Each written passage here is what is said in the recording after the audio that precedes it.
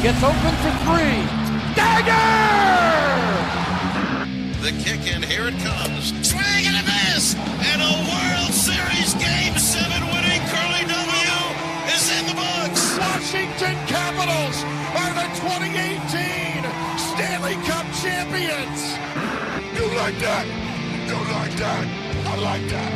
You gotta like that, right? My approval ratings keep going up. Sorry to keep you waiting. Complicated business. Welcome in. This is Defeating the Curse. My name is Joe. I'm joined by Matt and by FP. It is Monday night. We are watching the Bills game. We are watching the Red Sox game. We are watching all kinds of stuff in real time. This should be a fun show. It'll start off in a boring place, in a terrible place, in a painful place, known as the Washington football team. We likely will discuss, well, actually, we have to discuss, FP, you and I have to discuss the 21 retirement tribute ceremony thing that we all witnessed pre-game and during halftime yesterday. And then I think we need to touch on some of the more exciting things happening in town, mainly the Capitals. We got the Wizards coming up later this week, starting their season later this week as well. There are some good things happening in the district that I think should be noted. And the baseball playoffs are amazing. They are amazing. You know, Matt the Met is back. He's rocking, I think, a DC hat, which is pretty cool to see a Mets fan rocking a DC hat, a red one. I still own you. I still own you. Yeah, we'll get to that Rodgers soundbite too, because that was a good one yesterday. Rodgers just absolutely doing he's doing the discount double check, the championship belt, and just absolutely crushing the fans in Chicago. What an awesome game from him. Packers are rolling. But we got to start with this terrible team here in Washington, D.C., the Washington football team.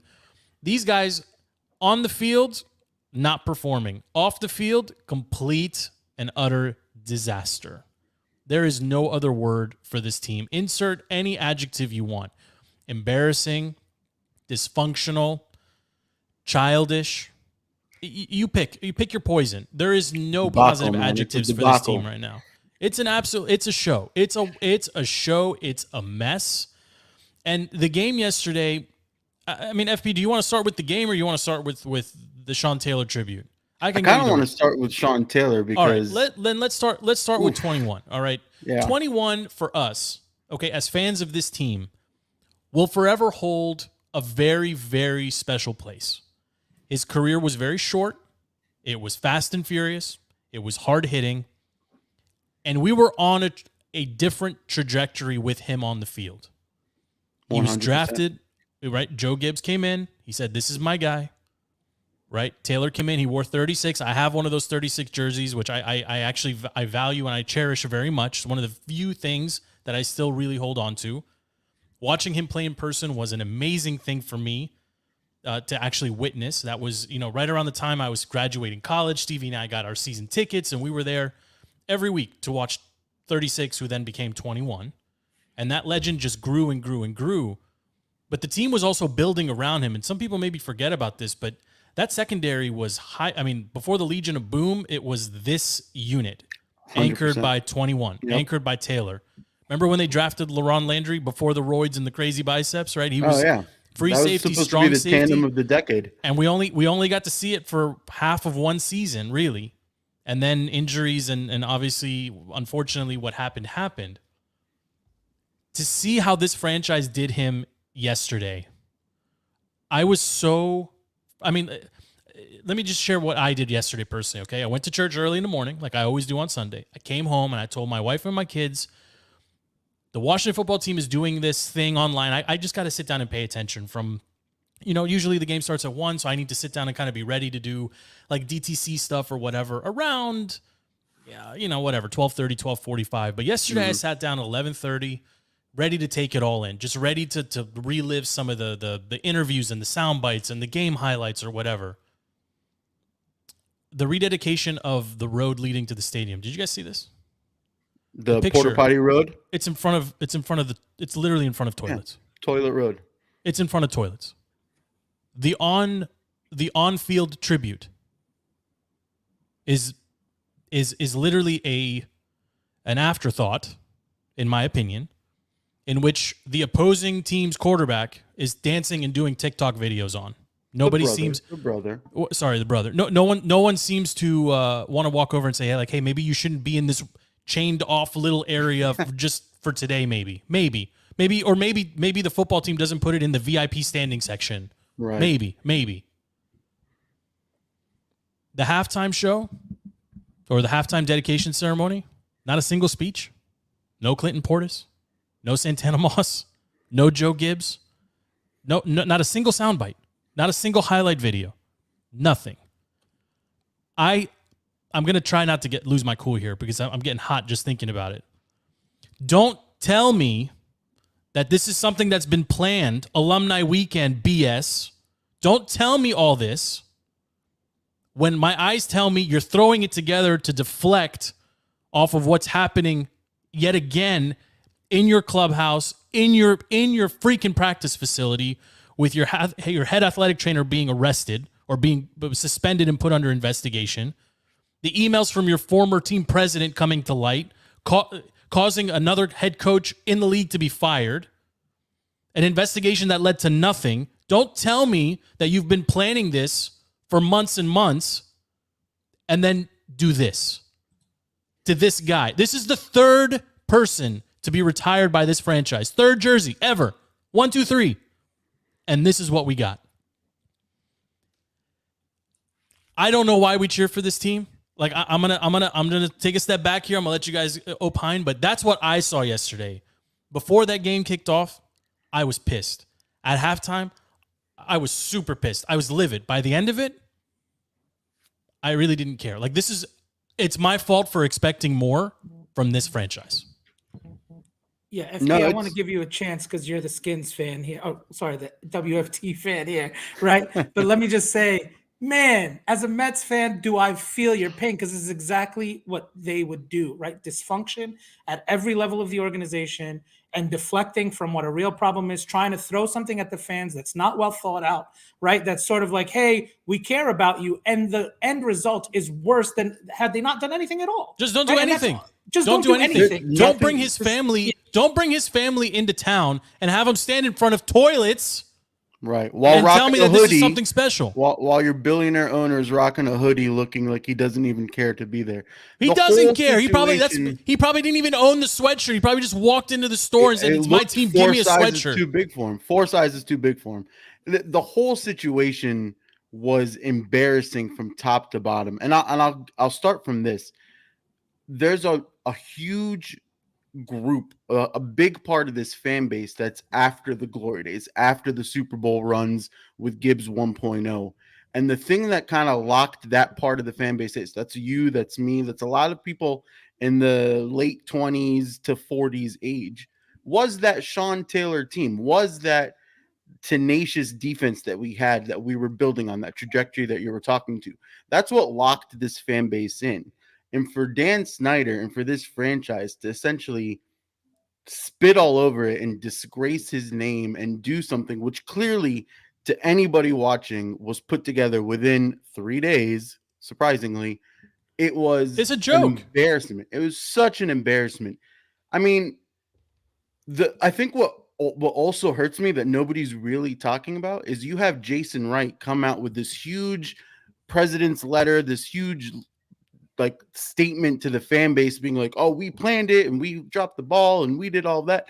You clearly didn't, which all you're proving right now is you are now Dan Snyder's mouthpiece. You have lost all your authenticity and the credibility shot. The credibility shot. How can he put mouthpiece. You're right. How can he put in that written statement, we didn't realize that fans wanted to be here for this? Right. You have 100,000 person stadium. No one ever wants to go, ever, because they get dumped on, literally dumped on, toilet water. This is a special thing. This is the third number to be retired by this franchise. Not a single speech. No Joe Gibbs. No Santana Moss. No Clinton Portis. None of those teammates. Nothing. It was such an embarrassing day. Even if you look at the rally towels, you ordered 10,000 rally towels. 10,000 rally towels, that's a quick order from a product delivery place. 10,000 towels shows that this was not planned at all. But what bothers me is the disconnect between this ownership, the Schneider, his group, whatever, and the fans. I mean, this isn't the first thing that we've seen. And guys, correct me if I'm wrong. It's been 10 years since the passing, right?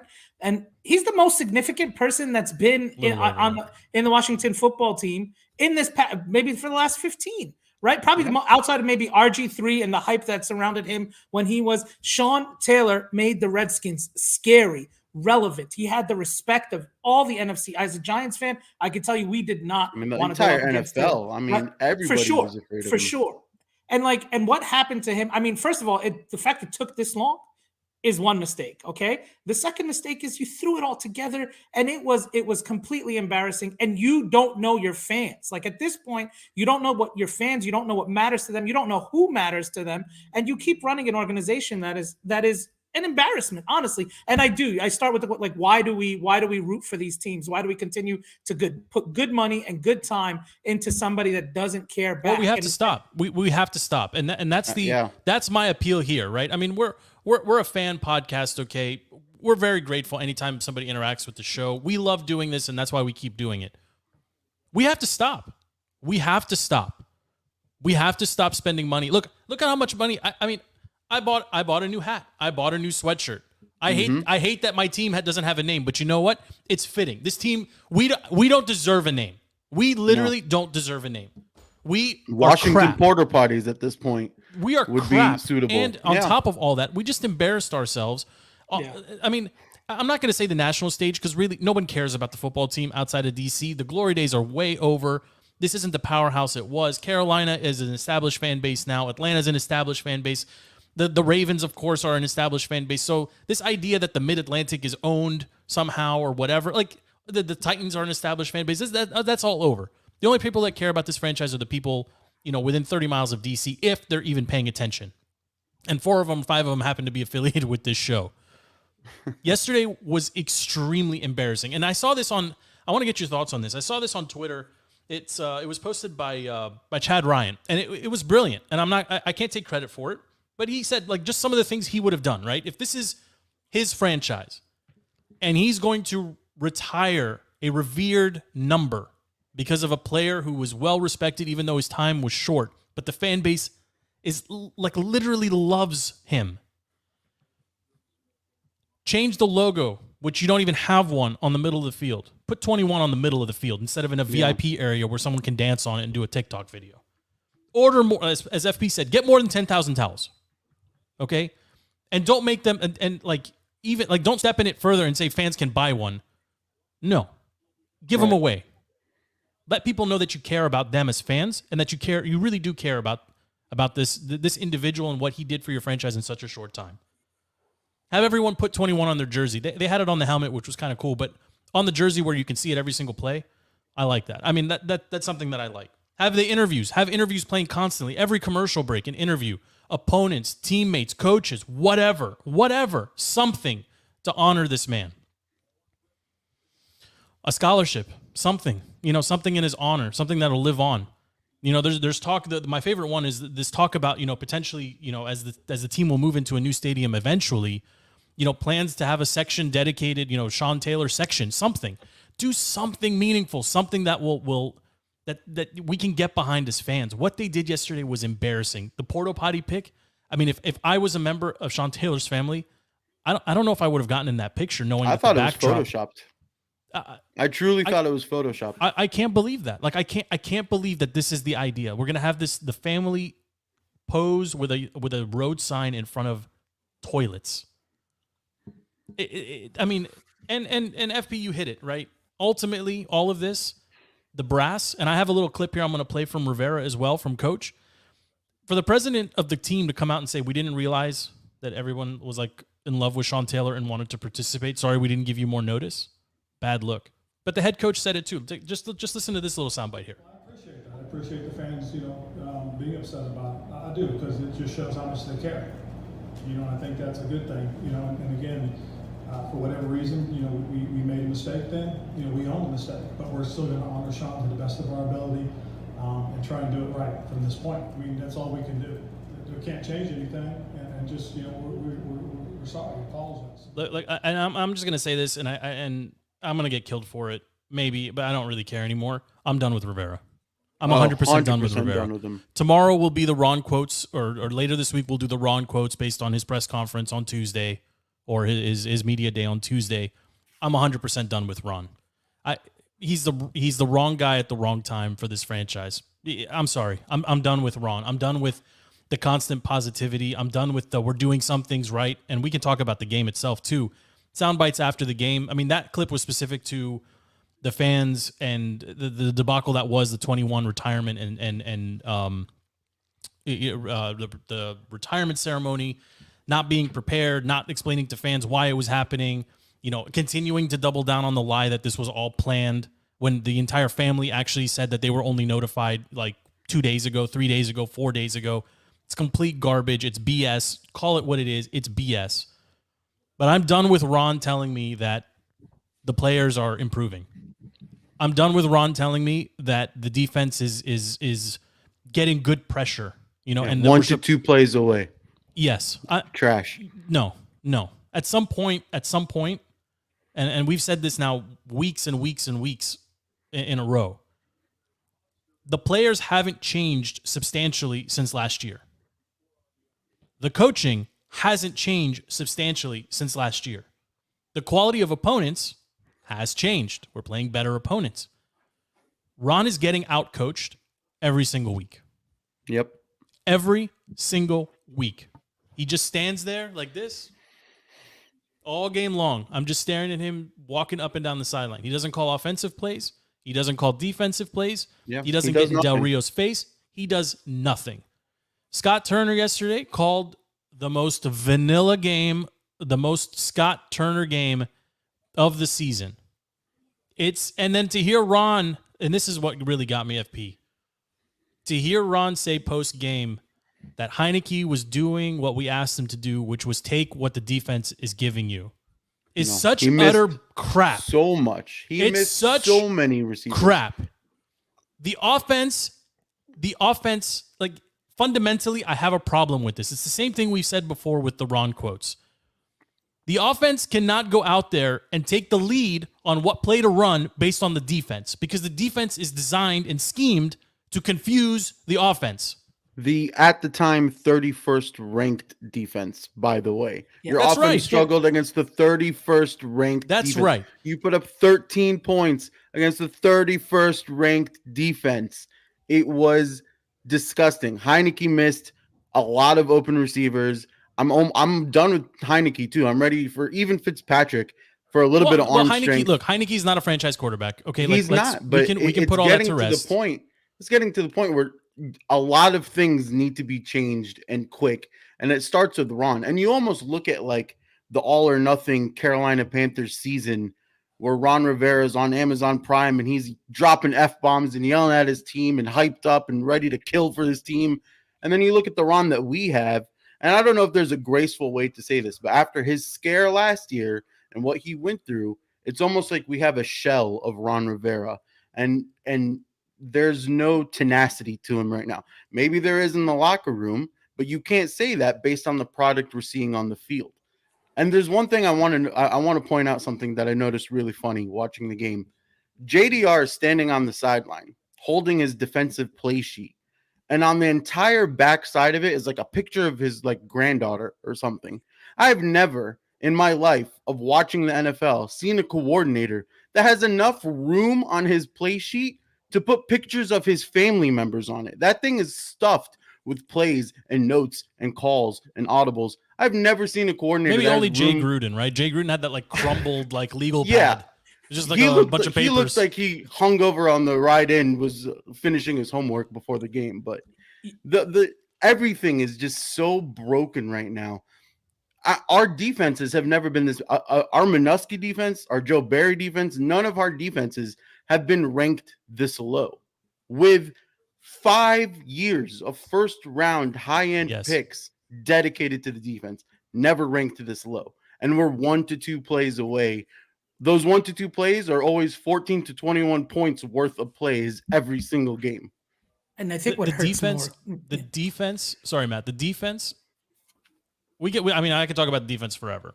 Okay, and I don't care how close Pro Football Focus has Chase is improving week to week. Well, you know what? Chase improved on Sunday. He got better, I suppose. Well, the other 4 linemen got worse. Yep. Okay, so great. Chase did better. Ioannidis disappeared. That's my guy, and I hate killing Montez Ioannidis. forgot where the line of scrimmage was. Yeah, good job, Sweat. Daron Payne is always a step and a half behind whoever he's chasing. Okay, and I understand, like, it's not his job to go run somebody down. I get it. There's just so many things that are wrong with this team, and for Ron to continue to tell me that they're improving and that's all he's asking for them this season. Look, I mean, Green Bay's gonna. There's no chance we can beat Green Bay, right? I mean, that's Rodgers will own us. Rodgers owns us. The disappointing thing about yesterday, too, guys, if I was you, like, that first half gave you, like, they didn't play a great first half. They intercepted Mahomes twice, right? And you're like, wow, our terrible defense is actually holding this team. And then all of a sudden they come out and they're worse than the Chiefs defense, which is almost impossible to do this season. I mean, you were right. Like, the line of scrimmage, the third, like, to get that third down penalty, right? I mean, come on, guys. Keep your head in the game. To have this caliber of coaching and to have this terrible of a product on the field, something's got to give, right? Something has got to give. It's painful to watch. I can't. They're the local game on, and I can't watch it. I can't. And on Sean Taylor Day, you've got a lead going into halftime. You generate 2 picks, right? Both of them were gimmies, and a fumble, So you got 2 and 1, right? You got the 21. Everybody's feeling nostalgic. Everybody's thinking, okay, there's a chance. Okay. Turns out the coaching staff just wanted to keep it close all along. They weren't actually planning to win the game. Ron had no intention, I think, of coaching or Scott Turner. I don't think he had a game plan that. I think the game plan coming in was keep it close. The game plan is never go out and win. How many teams now are going for it consistently? And this is something that occurred to me, and I heard it on local radio this morning as well. But it was said better by someone else. I'm blanking on who it was. But last week, about 8 days ago or so, the Browns and Chargers played an amazing game where they were literally, the defenses couldn't stop anybody. They were 4th down. You just go for it. You just go for it. You just go for it. Yesterday, how many 4th downs were converted across the league? It seemed like everybody that needed a 4th down conversion got one, including the Patriots. Right. In the Cowboys game, right? They got 2 on the final drive of the game. They got a 4th and 10 from their own goal line, basically. And then they got a 4th and 6 to move them down that turned into a touchdown. So we on the and I say this because in all of my years, the one thing that frustrates me more about this team than anything else is when it's 3rd and 8 and we throw a 4-yard slant. You need 8 yards, Scott Turner. 8. Why are you calling a slant for 4? That's been a curse of this team before Scott Turner. I don't know what it is. Every offensive play call, when it's 3rd and something, we call 3rd and less. And it blows my mind. It's always 3rd and less. You're 100% right. That's the name of this episode. Yeah. 3rd and less. It doesn't matter. It could be 3rd and inches. It could be 3rd and -5. We're not going to convert it. We cannot convert 3rd downs. You're either going 3rd and less, or it's 3rd and manageable, and we're like, you know what? Perfect time for a 50-yard bomb in the end zone to Terry McLaurin. No, it's not the perfect time. The whole team is completely broken. I don't care how injured the offense was and all our playmakers that were missing. But everyone deserves some heat, to be honest, right? De'Ami Brown and Terry McLaurin dropped catchable balls. Like all the blame goes to Ron. Every free agent piece that Ron has brought in played like trash. Bobby McCain, trash. William Jackson, trash. All our draft picks, trash. They all are not adding to this team, and it's something has to give. You're not being strict. You're not being well coached. You're not being disciplined. You're not being creative. You're not being cute. You're not doing anything. There's no anything. Give me a jet sweep to Andre Carter again. Do something. Let Taylor Heineke run a little bit. Do anything. And the Taylor everything thing just broke. The Taylor thing, I've never seen an interception like that, honestly, like the David Tyree style. I've never seen anything like that before. Like a lineman, literally a defensive lineman pinning it to an offensive lineman's helmet. But hey, we're the Washington football team. Of course, that stuff is going to happen to us. Taylor, he's a totally different quarterback when they ask him to sit in the pocket and sling it from the pocket. He's just a different quarterback. And I don't know if they don't want him to get injured, so because they don't want to go to their third string, maybe. I'm not sure, but Taylor, I mean, he's not a starter in this league. Okay, he's going to be a journeyman backup. I'd like to keep him here. I like him.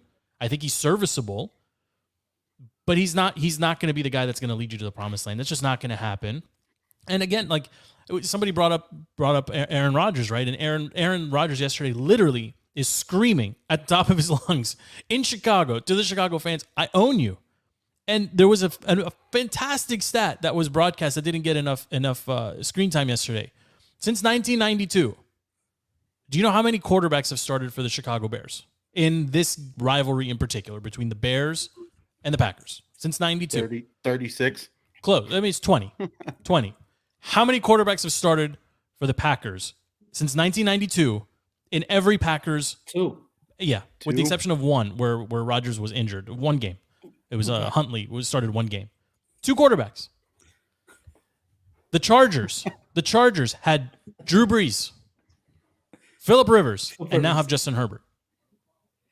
Just think about that. The Colts, Peyton Manning, Andrew Luck. The teams that do it well,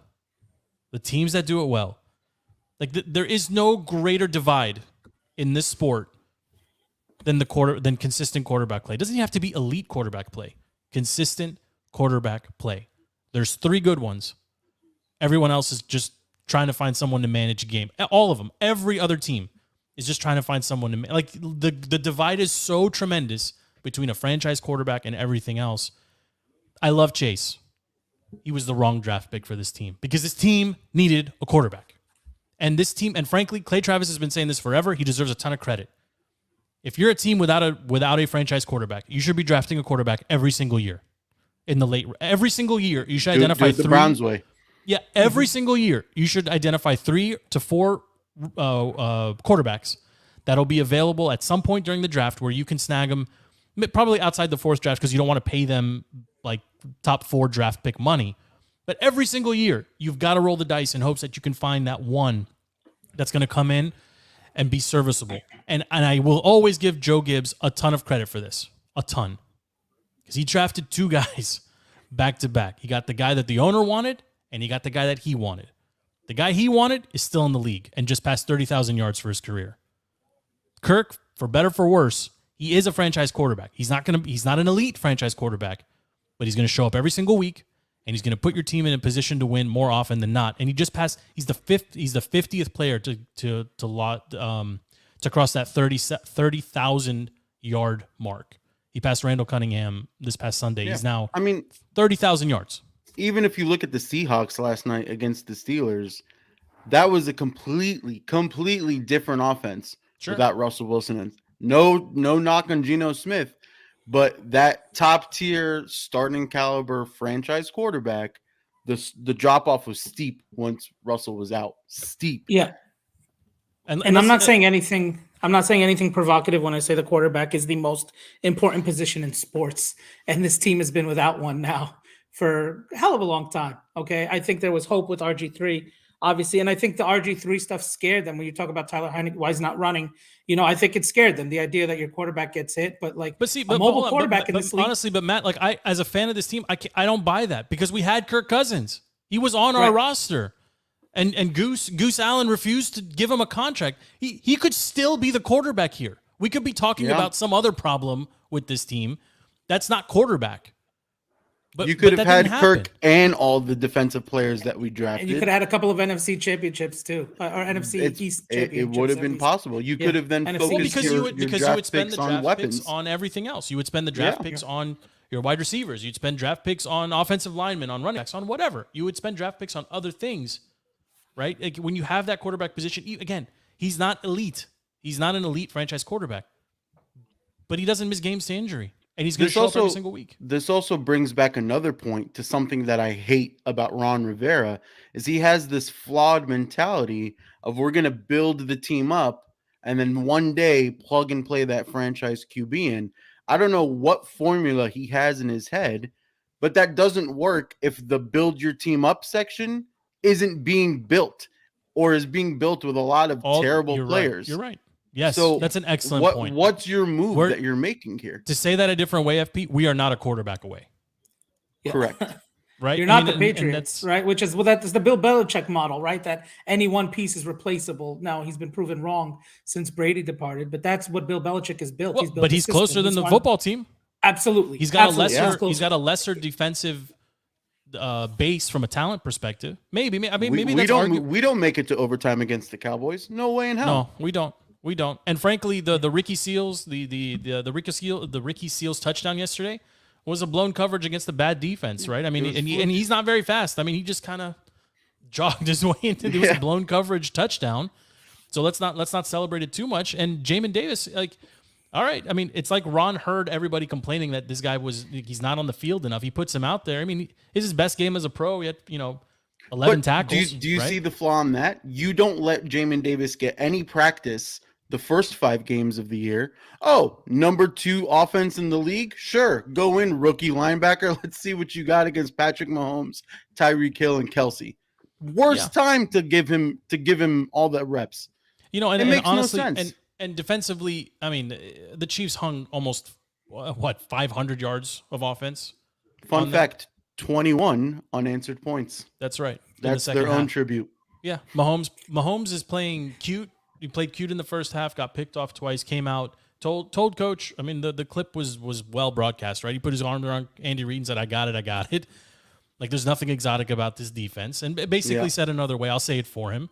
Del Rio doesn't know what he's doing, and these players are out of position. And the secondary is extremely slow.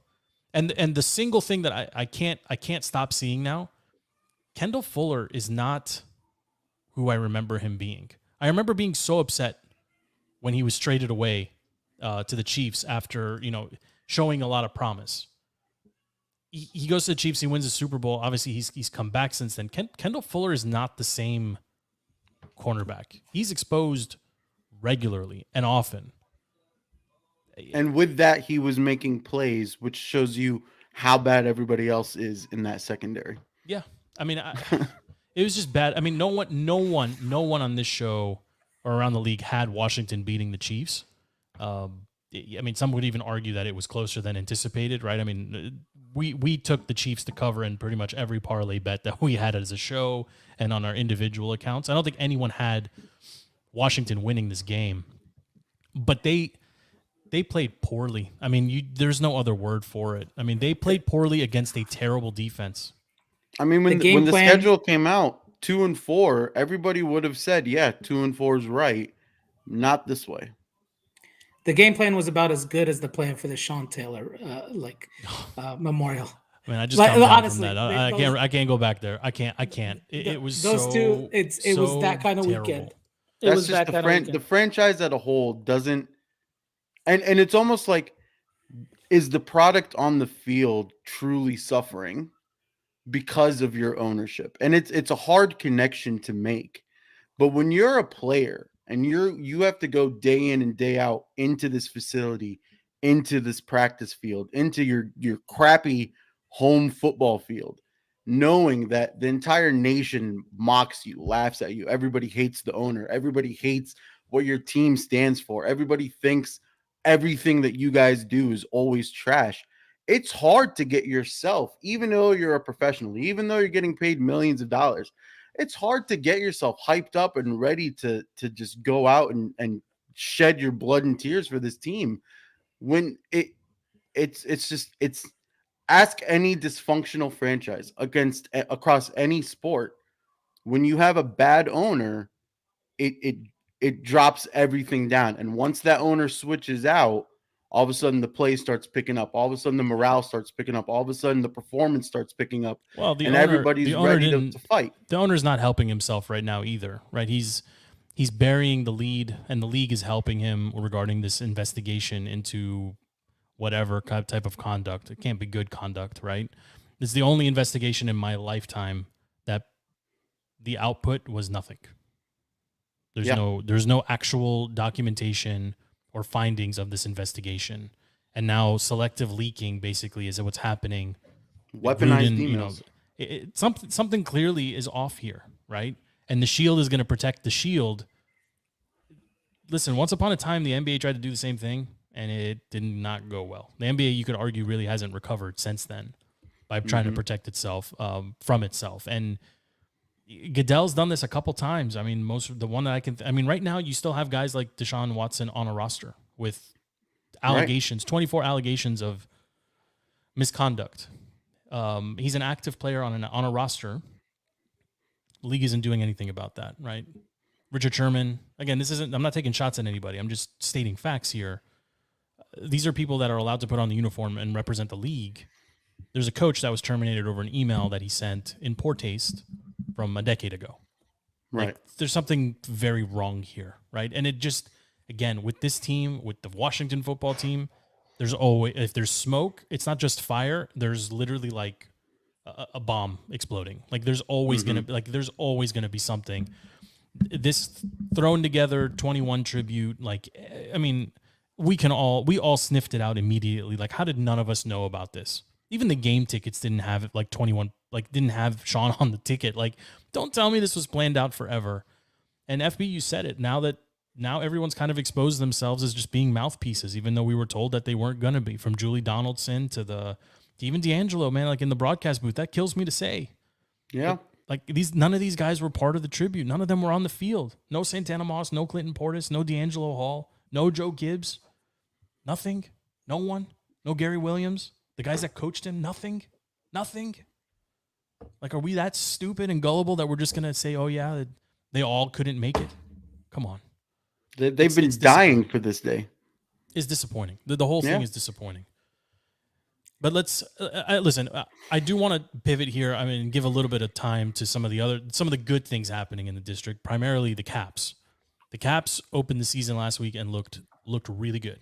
And Ovi, he took a play out of the Belichick playbook, right? Oh, I'm not 100%. He looks perfect. He looks 100%. Yeah, it's a young season.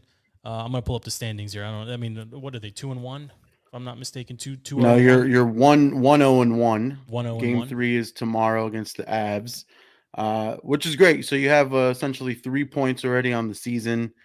Ovi's looking great. All as great as the offensive looking, it's all without Backy. He still has like 8 more games till he's back from long-term IR. Team looks great. Power play looks potent. Power penalty kill looks very effective.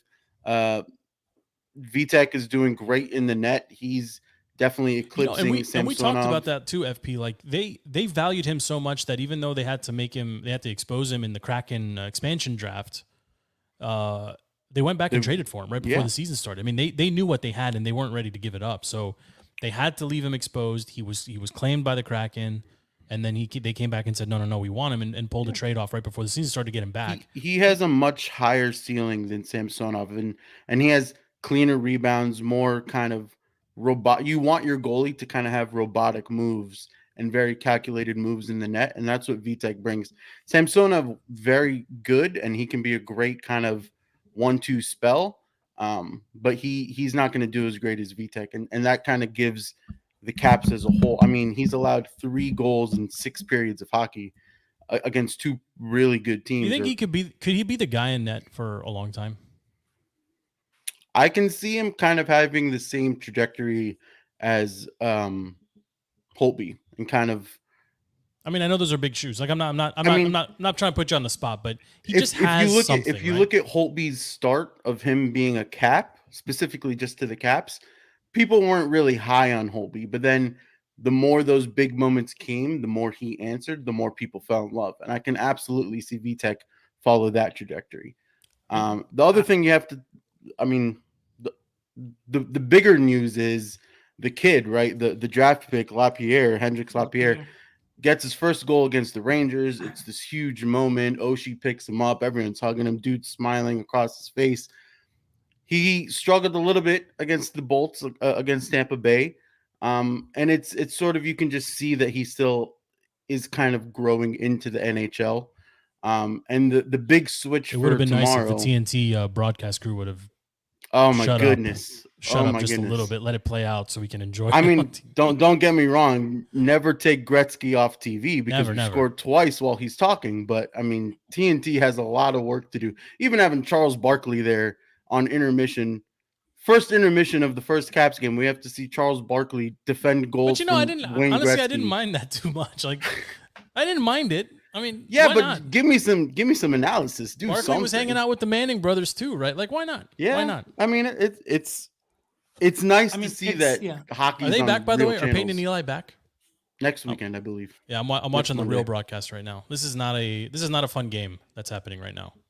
Yeah, I think that was TNT just trying to prove that they're going to take hockey as seriously as they take basketball, right? I mean, pulling in Gretzky is not a small feat, right? That would be right. It would be really bad for TNT hockey if they can only pull TNT NBA numbers. Like that's no, I understand, but that pregame show with Shaq and Barkley, Kenny Smith, that gets eyes on it, right? I mean, people love hearing what they have to say. I think, look, it was their welcome to the TNT kind of a broadcast, and I think they had a great game for it. Obviously, I didn't like the results so much, but I think there's a lot for the Caps to be excited about. Ovechkin doing Ovechkin things. I think watching him climb up the scoring charts is just, if for no other reason, you're going to watch the Caps to just see how high Ovi can climb, right? TJ Oshie, like the usual suspects. I think LaPierre is exciting, fun young guy. He's going to go through I think he's on the third line right now. So, he's going to sit out tomorrow, but yeah, he's going through his licks, but growing pains, right? I think as with any rookie, but it's amazing to me that we have a Tom Brady, Michael Jordan-esque player in DC in Ovechkin, and it kind of just gets forgotten. Somehow he's actually underappreciated. But not in the hockey world, but in DC's world. In DC. Look at the dichotomy of what you have. You have the learners, and you have what's his name, the guy who owns the Caps, Teddy Leonsis. Yes, Leonsis, right? Good ownership. You've got a good product to your point about like players wanting to play and show up, and the product. Good ownership shows itself on the ice, on the baseball field, right? You know that even if bad periods, those teams are going to recover quickly. Right. Like the Caps are going to be in. The Caps are going to be in there. The Caps are going to be expected to be in the top 3 teams in the Met. They're going to likely make the playoffs. They're going to fight, and you know that ownership and that the management is going to make sure that team has what it needs to succeed.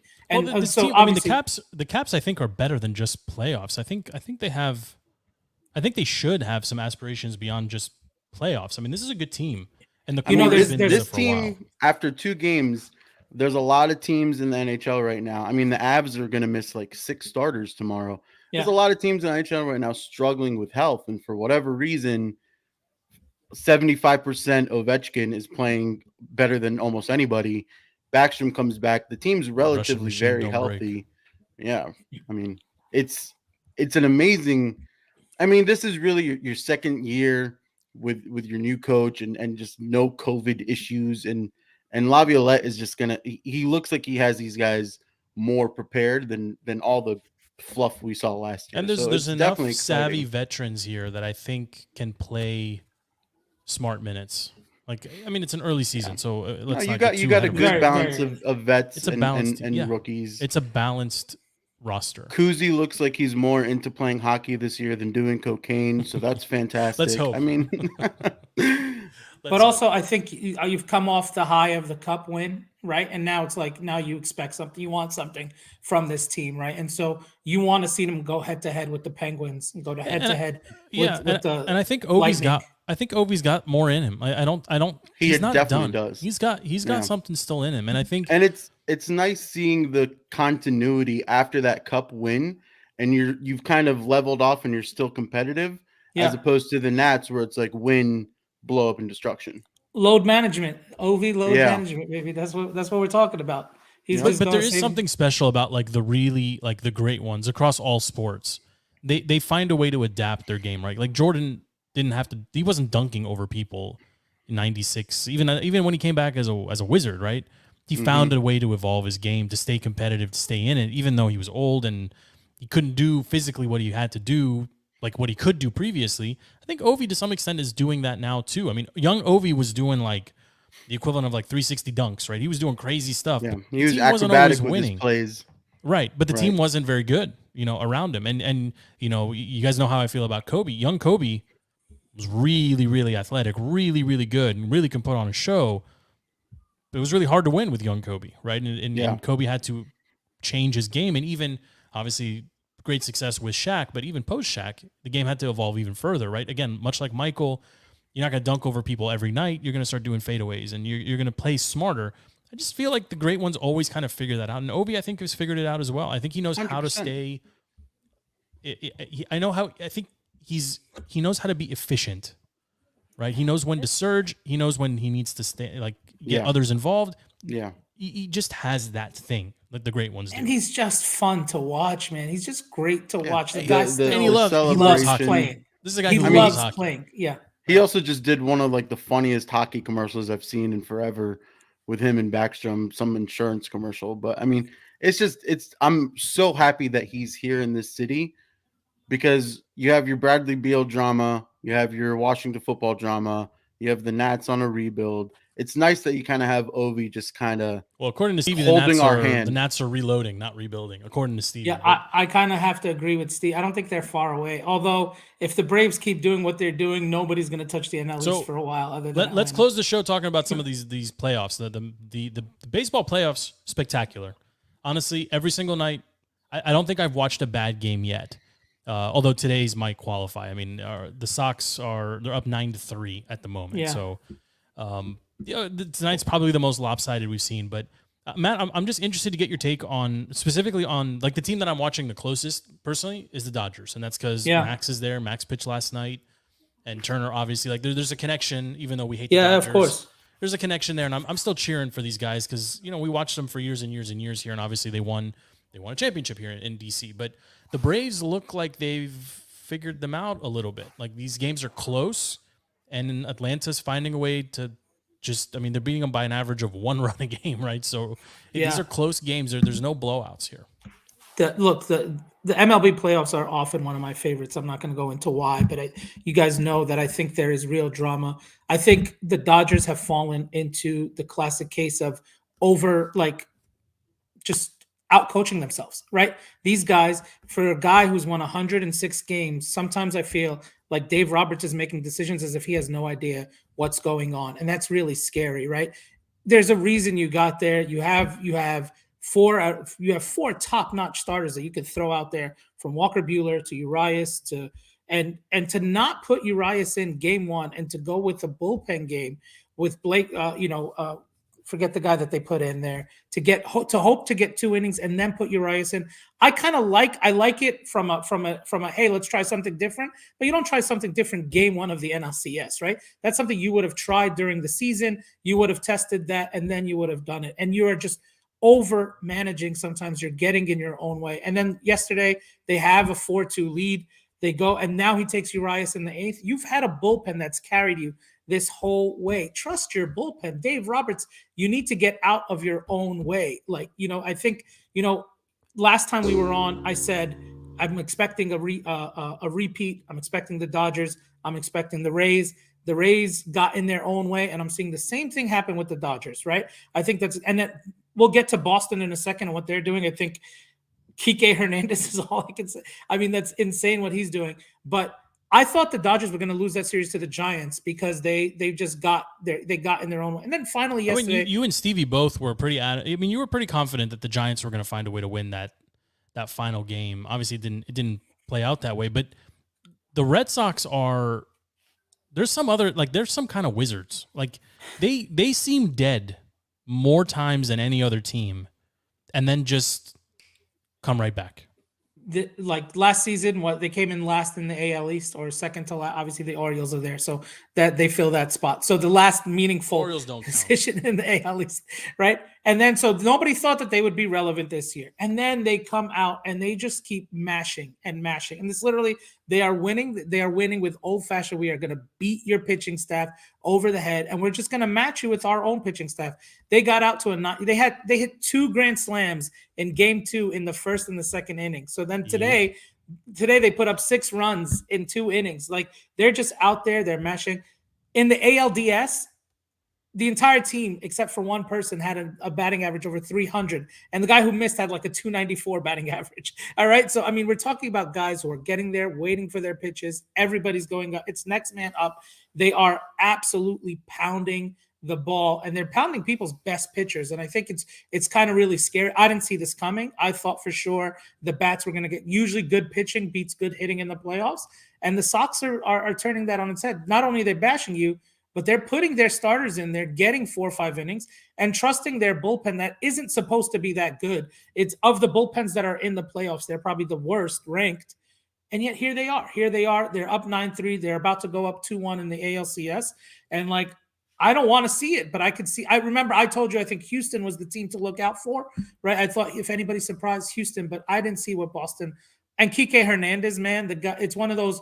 Every few years we have a really memorable postseason from somebody. I remember Carlos Beltran when he was with the Royals before, with the Astros before he joined the Mets, and then we had last year a Rosarena, Kike Hernandez, and what he's doing right now.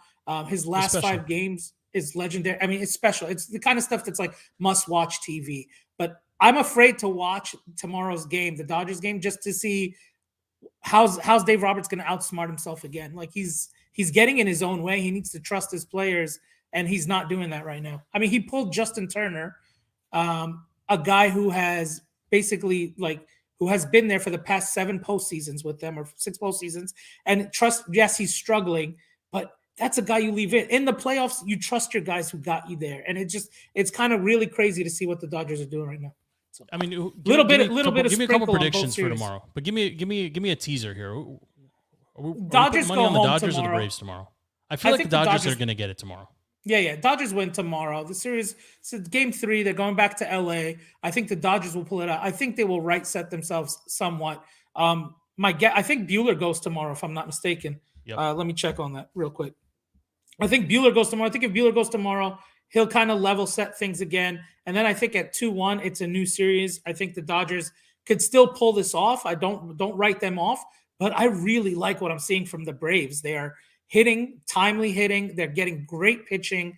They've always had a good pitching staff, but now they're really stepping up and they're matching the Dodgers pitch for pitch. So I think Dodgers win game 3, but I think this could go Braves in 6, So, yeah, it's Charlie Morton versus Walker Buehler tomorrow. Really good game. Interesting, it's 5 o'clock and not the 8 o'clock game. I thought it'd be the late game tomorrow. So, that'll be interesting. 2 California time, 2 West Coast. With that too, in LA, the shadows. That's actually a real thing to think about. Walker Buehler and pitching with the shadows and kind of pitching in Dodger Stadium in the daytime. It's one of those weird things that just will potentially impact the game and has nothing to do with who's on the field. So a lot to be excited about. I mean, baseball Matt gets so excited. I mean, FP, you see how happy look how happy this guy was. I mean, I have no interest in baseball, but now I'm gonna just start watching the playoffs even more so, just so I can talk to Matt about this and be as enthused. Look, he's still smiling. He's so happy. Geeking baseball, man. I've never seen this. Baseball. Look, you know what? I know there's a lot of problems with baseball, and granted, I fall asleep before the games end now because they're so freaking long and there's so much overmanagement. That's something that they got to fix. I understand. Yeah, no, it's a problem. I understand TV rights. I understand TV money. I understand primetime ratings. Blah blah blah. The next generation of fans, which is not us, can't stay awake to watch these things. Yeah. And then everybody gets upset because everyone's watching game recaps. Yeah. The majority of the people in this country live on the East Coast. You need to accommodate the East Coast. That's how it works. Worst thing I could say about baseball right now is I can't take my kids to a full game yet because games run 3.5, 4 hours. I got 2 boys who I want, 3. You have 3 boys. No, I'm saying when the youngest one grows to understand. But I've got 2 boys who I want to introduce to the game now, right? And they see me sitting and watching, but they're going to bed right when the first pitch, right? I mean, they're in bed already. I get tired. Yeah. No, yeah. I'm tired right now. I know I'm old, PM. but 10 p.m. But it's like this game right here. It's the bottom of the 5th.